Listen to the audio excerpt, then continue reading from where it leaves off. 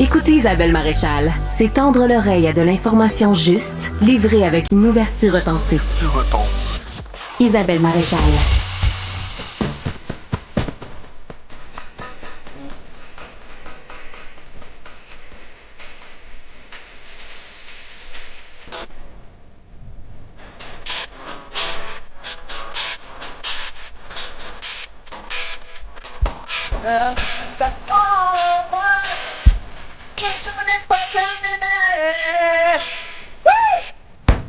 Oh mon Dieu! Ça, dans l'auto, fort! Ça vous met de l'énergie au tapis. Ah!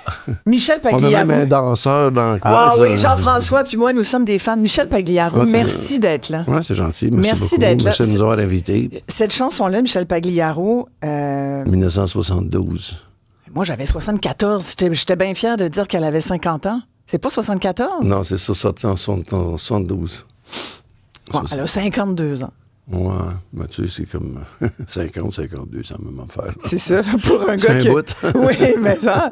Hey, moi, premièrement, quand j'ai dit à quelques personnes ici, je veux à tout prix recevoir Pag. Ouais. Là, les plus jeunes ont dit... C'est qui ça? C'est qui Pag? Là, je leur ai dit, mais c'est l'icône. C'est une des icônes de la musique québécoise, à la fois en anglais, en français. Il y a eu des succès incroyables. Michel, au cours de votre longue carrière, qui d'ailleurs se poursuit. On fait beaucoup de spectacles. Je suis très aimé par le public. J'ai une grande fortune. À toutes les places qu'on fait, c'est des salles combes. Puis on Effectivement. a bien du fun. J'ai vu ça dans les... Là, vous avez un spectacle le 25 novembre. Il y en a en décembre. 23 novembre, 30 novembre, c'est complet. 5 décembre, 14 février. Bref, il y a toute une liste de spectacles, plein de dates.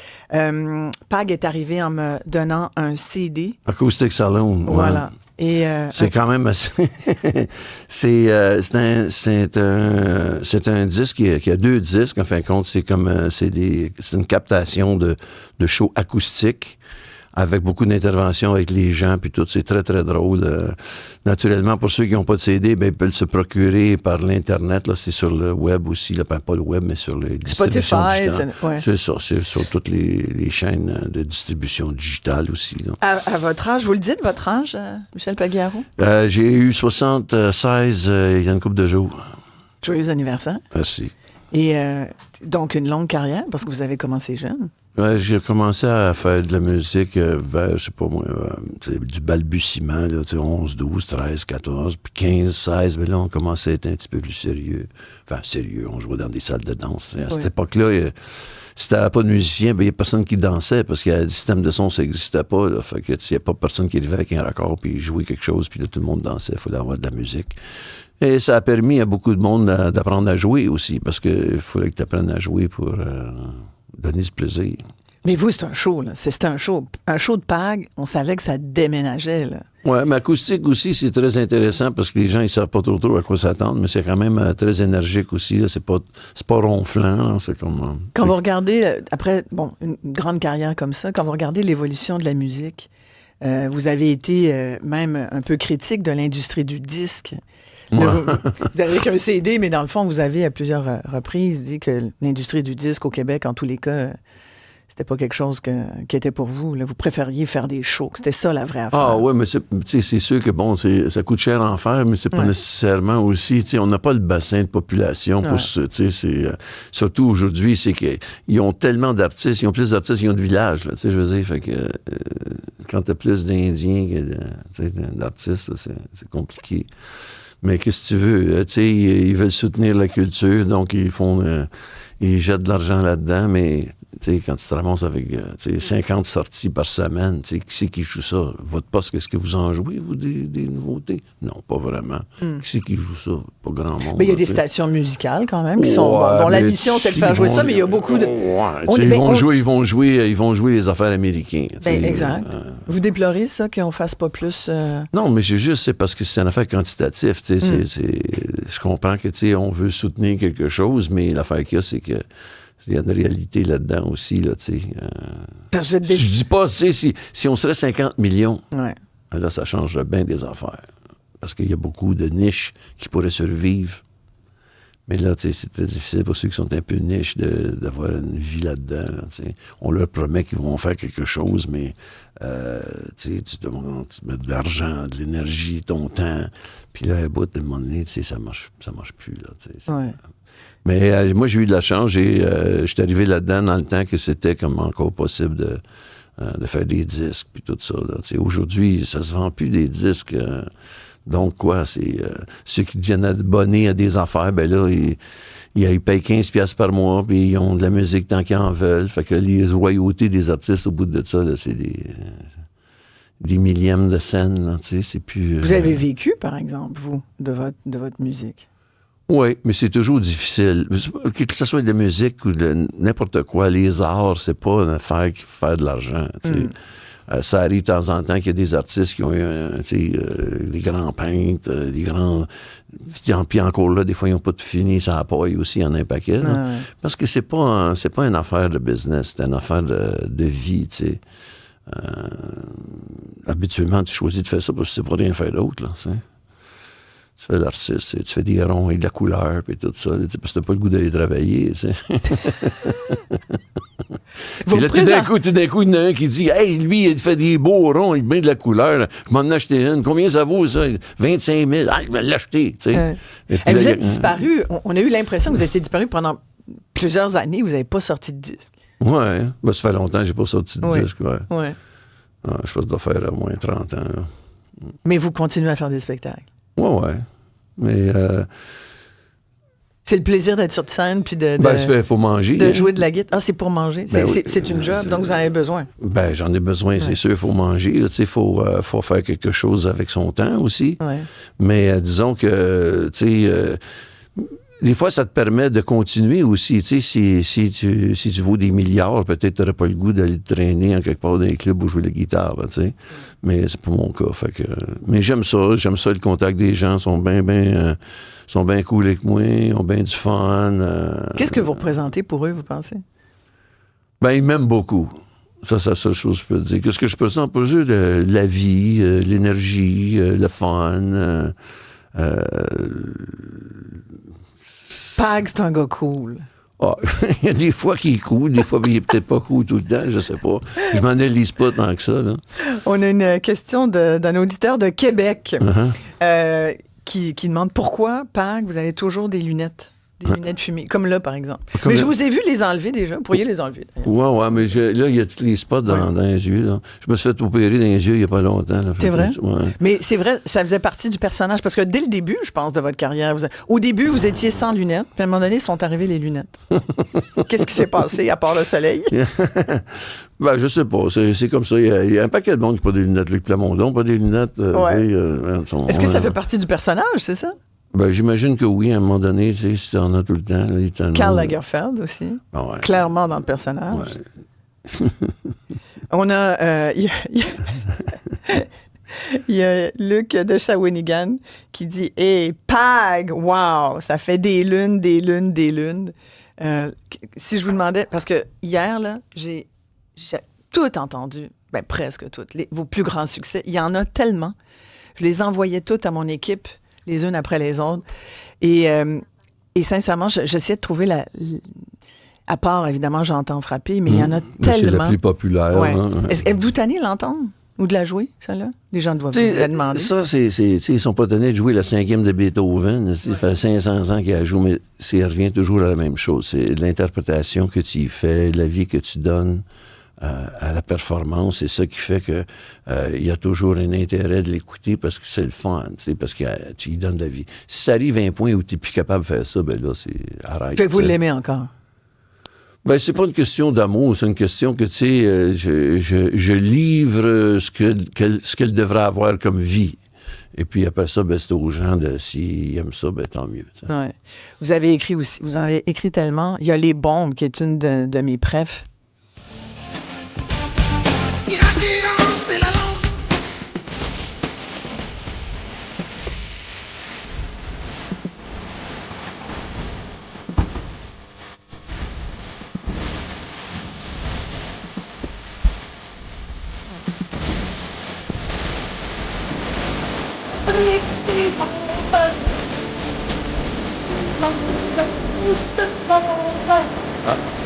Le danseur s'est trouvé une compagne. Mais... Et je sais, Pag, que vous avez déjà dit en entrevue que vous l'aviez écrit, mais qu'il n'y avait pas véritablement de signification, mais on ne peut pas s'empêcher d'en trouver pareil. Signification, il y a une signification. Non, c'est parce que il disait que c'était une chanson contre la guerre. Mais c'était plutôt une observation que... Pour dire, oui, quand est-ce que ça arrête? Ouais, je pense pas que ça va arrêter, là, mais en tout cas, pas ça, on ne sait jamais. Peut-être qu'il va en avoir un moment donné. Ben, tellement d'actualités. Sur Terre. C'est en quelle année, ça, les bombes? J'ose plus dire une année. J'en sais, c'est en 89, dans votre album? Ouais, ça a sorti en 89, mais je l'ai écrit avant. Ouais. Mais c'est très d'actualité. Oui, c'est toujours de l'actualité, la guerre. 87, apparemment. Ouais. Ça a été sorti en 87, mais je l'ai fait avant. En tout cas. Oui. Mais 89, qui a été une grosse année pour vous. Vous avez été vedette de l'année, 10 de l'année, vous avez tout raflé. Ah ouais? Oui. Je regardais ça dans votre discographie, je m'en souvenais plus. J'en ai passé tellement des affaires. On a un auditeur qui veut vous parler. Bonjour Yves. Bonjour. Là, Bonjour. vous avez... J'ai 65 ans, puis je me souviens très bien. Grand Hôtel de Saint-Hyacinthe, quand il venait faire ses shows dans les abus 70, 71 peut-être. Il venait amener mon père après la soirée, parce que mon père était waiter, puis il faisait de la musique aux dansants du Grand Hôtel de Saint-Hyacinthe. Je sais pas s'il se souvient très bien de ça. Je veux dire non, mais je connais Saint-Hyacinthe depuis très longtemps, fait que c'est fort possible que je passais là souvent. En tout cas, t'es venu virer souvent à Saint-Hyacinthe, je peux te le dire. Moi, je peux te le rappeler parce que mon père, il disait toujours au voisinage, Pag est venu me mener chez nous à soir. Hier à soir, fait que... non, mais avouez que ces Pag... années-là, on était la famille démon du quartier. Même le curé trouvait pas ça drôle que mon père travaillait à l'hôtel. OK. Merci. Dites-moi pourquoi Pag, c'est une icône musicale au Québec pour vous aussi? Je l'ai même rencontré il y a 2-3 ans chez Félinas à Montréal, sur l'avenue du Parc, qui était en train de manger. J'avais été le voir. Écoute, ça a toujours été... nous autres, Saint-Hyacinthe, c'est une niche pour tout le monde qui commençait dans la musique dans ces années-là. Tout le monde a passé là. Ouais. Fait que... Wow, ben merci. C'était vraiment quand on avait les 45 tours du jukebox à 20 autres, nous autres. Merci beaucoup. 45 tours, on l'avait 2 semaines à 20 autres, fait que on était bien contents. On a Luc aussi avec nous. Bonjour, Luc. Bonjour, ça va? Ça va très bien. Pag est là et vous écoute? Ben, c'est moi qui ai écrit le message. Des lunes, des lunes, des lunes. Ah, c'est vous? Okay. Il est sur le texto, il est sur le parole, il est partout. Mais Pag, c'est mon frère plus vieux. Moi, j'étais à ma retraite, j'ai écouté ça quand j'étais au cégep. Ben ouais. J'ai subi Pag au début parce que j'étais jeune. Puis après ça, comme on dit, it grows on me. It grew on me. Puis là, j'ai étudié, puis j'écoutais des lunes, des lunes, des lunes. Ah, la toune, ouais, le soleil pour des lunes. Oui, ça en est pour des lunes. Le soleil pour des lunes, ouais, c'est... Je pense que Pag, il va peut-être reconnaître la parole de ça, mais c'est un peu ça que je voulais dire, Pag. C'est hallucinant. Aussitôt qu'on peut te voir quelque part, je regarde. Puis évidemment, quand tu étais à Coupe Grey, c'était hallucinant. Mais bravo, Pag. Merci beaucoup, monsieur. Vous avez un fan club, Michel Pagliaro, impressionnant. Et il y a un autre Luc qui dit très bon souvenir de M. Pagliaro devant son studio sur la rue Amherst à Montréal. Lui, il était il opérait un bulldozer de la ville, j'imagine. Puis ça a l'air que vous y avez parlé et il vous a proposé de vous asseoir à l'intérieur de son... Et tout le monde a une histoire avec vous, Michel Pagliaro. C'est comme si, on essayait de voir pourquoi les gens sont... Non, mais c'est vrai. Pourquoi les gens sont toujours aujourd'hui aussi fans. Il y a l'authenticité puis il y a la proximité avec l'artiste aussi. Je pense qu'il fait une différence. Ben écoute, moi, j'ai rien contre le monde. Fait que quand t'en rends compte qu'ils sont contents de te voir, ben, toi aussi, t'es content. T'es salut. Puis... Moi, il y a une tune que j'aime vraiment beaucoup. C'est L'Espion. OK. Cette tune-là, wow.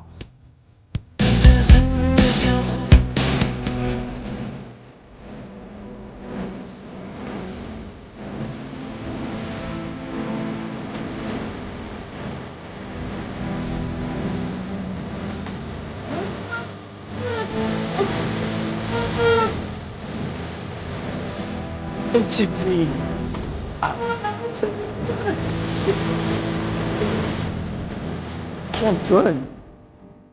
Toutes ces chansons-là que tu passes sont toutes sur le disque que je t'ai donné, mais c'est show acoustique. Ouais. Il y a tout là-dedans. C'est vraiment très, très drôle. Est-ce que c'est ce show-là que tu fais dans ton spectacle? Oui. Fait que c'est vraiment ça. Si vous voulez aller voir PAG, donc il y a toute une liste de spectacles qu'on peut trouver sur... T'as un site, Pagliaro? Il y a un site, là, il doit y avoir ça un peu partout. Ça doit être, pas ça bien. Ça doit être pagliaro.ca.com, Exactement. Et donc, il y a le 23 novembre à la Maison de la Culture L'Avenir. Il y a le 30 novembre. Ben là, allez-y pas, c'est complet. Pagliaro.ca, tu vois, je savais. C'est ça. 5 décembre à Pont-Rouge, il y en a un peu partout. Laval en février, Cowansville, Brossard au printemps, bref, jusqu'à l'été. Et puis après ça, les festivals, bien sûr. Michel Pagliaro, c'était un honneur. Ah, t'es gentil, vraiment, Isabelle, vraiment, c'est très cool. Vraiment, j'avoue que c'est une entrevue de fan. OK.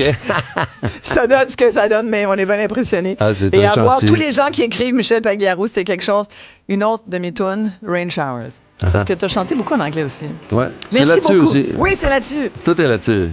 Merci, Pag. OK. On t'aime. OK. Merci, Isabelle.